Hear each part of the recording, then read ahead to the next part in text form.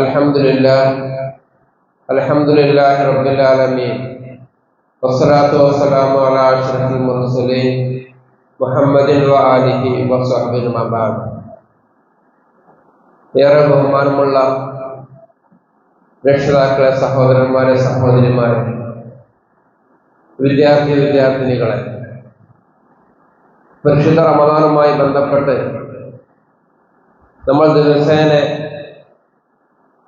തൗബയുമായി ബന്ധപ്പെട്ട വിഷയങ്ങൾ സംസാരിക്കുന്നത്. കാരണം നമ്മൾ ഇന്നലെ പറഞ്ഞു, സ്വർഗത്തിലേക്ക് എത്താനുള്ള വഴിയാണ് തൗബ എന്നുള്ളത്. അള്ളാഹുവിന്റെ അടുക്കൽ പാപവുമായി വരുന്ന മനുഷ്യൻ മുഖം കുത്തി നരകത്തിലേക്ക് വലിച്ചേരപ്പെടുമെന്നെല്ലാം നമുക്കറിയാം. അപ്പൊ തൗബ ശരിയാകാൻ 3 നിബന്ധനകൾ നമ്മൾ പറഞ്ഞു അള്ളാഹുമായി ബന്ധപ്പെട്ട. 4ാമത്തെ നിബന്ധന, തൗബ ശരിയാകാൻ വേണ്ടത് ജനങ്ങളുമായി ബന്ധപ്പെട്ട ഇടപാടുകൾ തീർക്കുക എന്നുള്ളതാണ്. അല്ലാഹു സുബ്ഹാനഹു വ തആല മനുഷ്യരോട് പരസ്പരമുള്ള കടമകൾ ശ്രദ്ധിക്കാൻ പറഞ്ഞു. പരസ്പരമുള്ള ബാധ്യതകൾ അത് പൂർത്തിയാക്കാൻ പറഞ്ഞു. ആ ബാധ്യതയിൽ തൗബ ശരിയാകാൻ ഏറ്റവും കൂടുതൽ നമ്മൾ കടമ നിർവഹിക്കേണ്ടത് നമ്മുടെ മാതാപിതാക്കളോടാണ്, നമ്മുടെ ഉമ്മമാരോടാണ്. ഏറ്റവും കൂടുതൽ നമ്മുടെ തൗബ ശരിയാകാൻ, നമുക്ക് സ്വർഗം ലഭിക്കാൻ, ഉമ്മയുടെയും വാപ്പയുടെയും പൊരുത്തം ലഭിക്കാതെ ഒരിക്കലും ഏത് സുജൂദിൽ കടന്നവരാണെങ്കിലും, ഏത് തഹജ്ജുദ് നമസ്കരിക്കുന്നവരാണെങ്കിലും മാതാപിതാക്കളെ പൊരുത്തം ലഭിക്കാതെ സ്വർഗം ലഭിക്കുമെന്ന് നമ്മൾ ആരും വിചാരിക്കേണ്ട. നമുക്ക് ഖുർആൻ പഠിച്ചവരായിരിക്കാം, നല്ല വിദ്യാഭ്യാസമുള്ളവരായിരിക്കാം, ഉയർന്ന ജോലി ലഭിച്ചേക്കാം, നാട്ടിൽ ഏറ്റവും വലിയ സ്റ്റാറ്റസ് ഉള്ളവരായിരിക്കാം, നാട്ടിൽ ഭയങ്കരമായ ബിസിനസ്സിന്റെ സാമ്രാജ്യം കെട്ടിപ്പടുത്തവരായിരിക്കാം. എന്തെല്ലാം നേടിയാലും മക്കളെ എവിടെയെല്ലാം എത്തിയാലും മാതാവിനെയും പിതാവിനെയും സന്തോഷിപ്പിക്കാൻ സാധിക്കാതെ, മാതാവിനെയും പിതാവിനെയും കണ്ണീര് കുടിപ്പിച്ചിട്ടാണ് ജീവിതം നമ്മൾ മുന്നോട്ട് വെക്കുന്നതെങ്കിൽ തീർച്ച ഈ ഭൂമിയിലെ ഓരോ കാര്യം കൊണ്ടും നമുക്ക് ആഖിറത്തിൽ ഒന്നും നേടാൻ സാധിക്കൂല. നരകത്തിന്റെ അടിയിലെ ഏറ്റവും അടിത്തട്ടിൽ പോയി നമുക്ക് കിടക്കേണ്ടി വരും. അതുകൊണ്ട് ഈ കാലഘട്ടം ഏറെ അത്ഭുതപ്പെടുത്തുന്ന കാലഘട്ടമാണ്.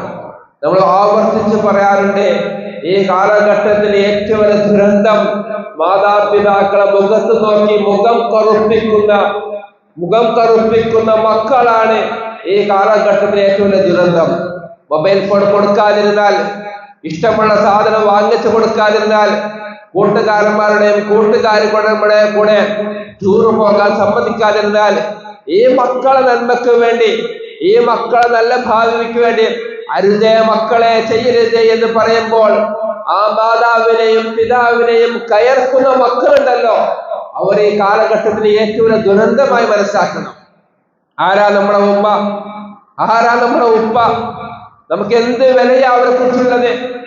എന്റെ പൊന്നു മക്കളെ, നമുക്ക് വേണ്ടി എത്ര ഉറക്കമൊഴിഞ്ഞവർ നമ്മുടെ ഉമ്മ എന്നറിയുമ്പോ, ഈ ഇരിക്കുന്ന മക്കളും ഉമ്മമാർ നമുക്ക് വേണ്ടി എത്ര രാത്രി ഉറക്കമൊഴിഞ്ഞവരാ, എന്തെല്ലാം ഉപകാരം നൽകിയിട്ടും നമുക്ക് വേണ്ടി എത്ര ഉറക്കമായി നമ്മൾ നോക്കിയിട്ടും ഒരു തലവേദന എടുത്ത് കിടക്കേണ്ടി വന്നു കഴിഞ്ഞാൽ അപ്പുറത്ത് നമുക്ക് വേണ്ടി രാവിലെ മുതൽ വൈകുന്നേരം വരെ പണിയെടുത്ത്, അടുക്കള ജോലിയെടുത്ത് അലക്കിയും തുടച്ചും വൃത്തിയാക്കിയും ഒന്ന് വിശ്രമിക്കാമെന്ന് വിചാരിച്ച് നീണ്ടു ദിവസം കിടക്കുമ്പോൾ അപ്പുറത്തുള്ള നമ്മൾ ഒന്ന് കരയുകയോ അല്ലെങ്കിൽ നമ്മളൊന്ന് മൂത്രമൊഴിക്കുകയോ ചെയ്തു കഴിഞ്ഞാൽ, കൊച്ചു കുട്ടികളാകുമ്പോൾ അവിടെ വെച്ച് കടന്നോട്ടെ, അവിടെ നിന്നോട്ടെ എന്ന് വിചാരിക്കാതെ, എന്തോ ആയിക്കോട്ടെ എന്ന് വിചാരിക്കാതെ, ആ ഉറക്ക ചവടിലും ആ ഉറക്കത്തിന്റെ പ്രയാസത്തിന്റെ ഘട്ടത്തിൽ പോലും സ്വസ്ഥമായി ഒന്നുറങ്ങാതെ നമുക്ക് വേണ്ടിയിട്ട് എണീറ്റ് പോയി വൃത്തിയാക്കിയിട്ട് ഞാൻ ഉറങ്ങിയില്ല എങ്കിലും എന്റെ മോൻ ഉറങ്ങട്ടെ എന്ന് വിചാരിക്കുന്നവരാണ് ഉമ്മമാർ. നിസ്സാരമായി കാണരുത്.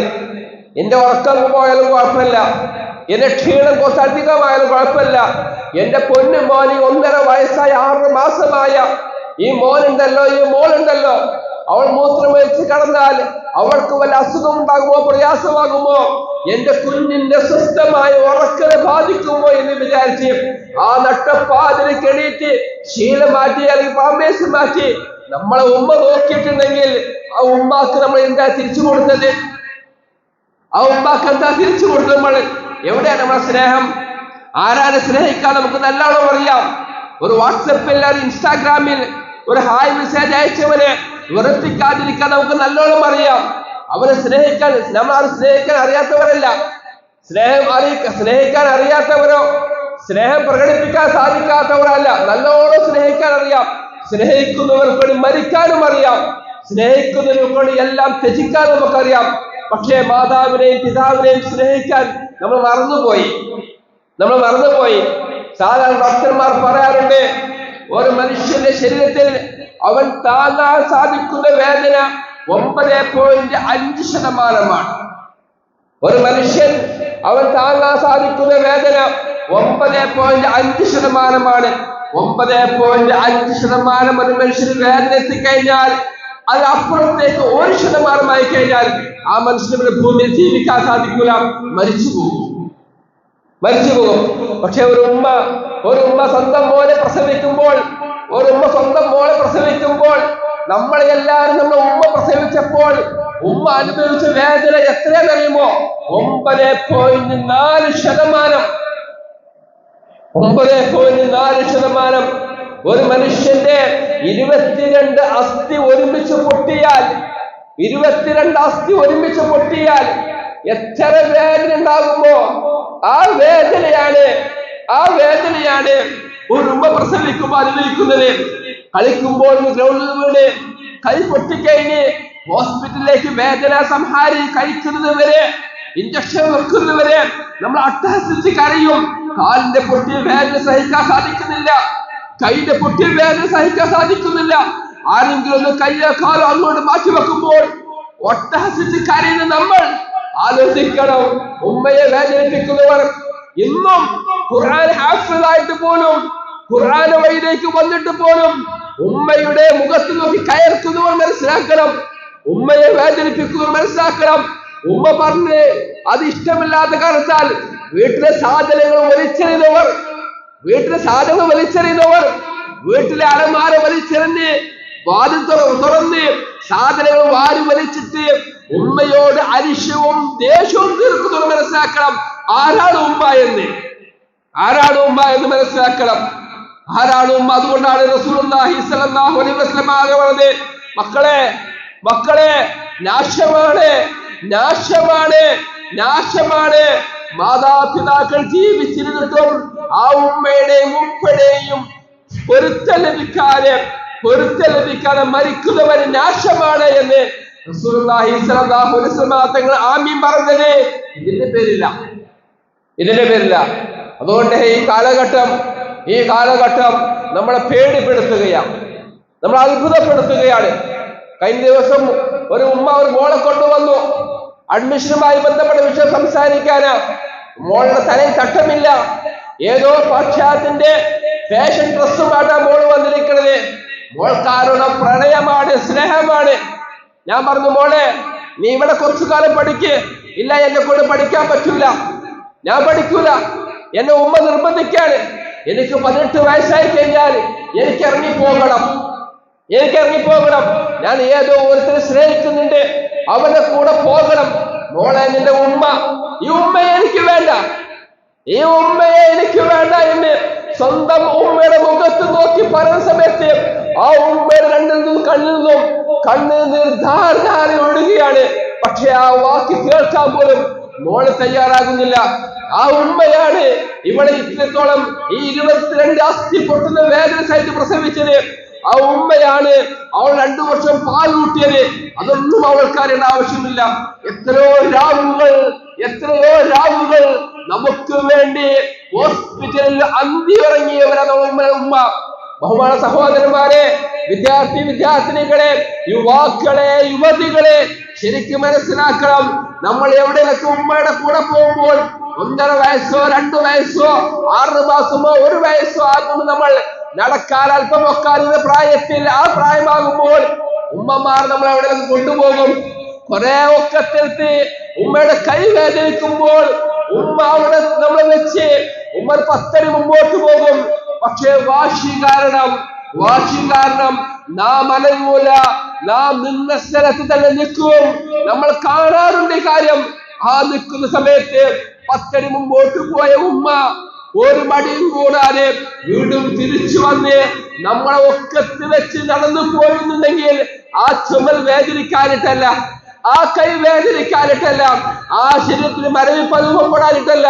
പക്ഷേ എന്റെ മോൻ, ഞാൻ വേദനിച്ചാലും എന്റെ മോൻ വേദനിക്കരുത്, ഞാൻ വേദനിച്ചാലും എന്റെ മോൾ വേദനിക്കരുത് എന്നുള്ള അതിയായ ആഗ്രഹത്തിന്റെ പേരില ആ ഉമ്മ തിരിച്ചു വന്ന് നമ്മളെ എടുത്തത്. പക്ഷേ ആ ഉമ്മയോടാണ് നമ്മൾ മുഖം കറുപ്പിക്കുന്നത്, ആ ഉമ്മയെ നമ്മൾ വേദനിപ്പിക്കുന്നത്. എങ്ങനെ സഹോദര സ്വർഗത്തിലേക്ക് പോവുക? എങ്ങനെ സഹോദര സ്വർഗത്തിലേക്ക് പോവുക?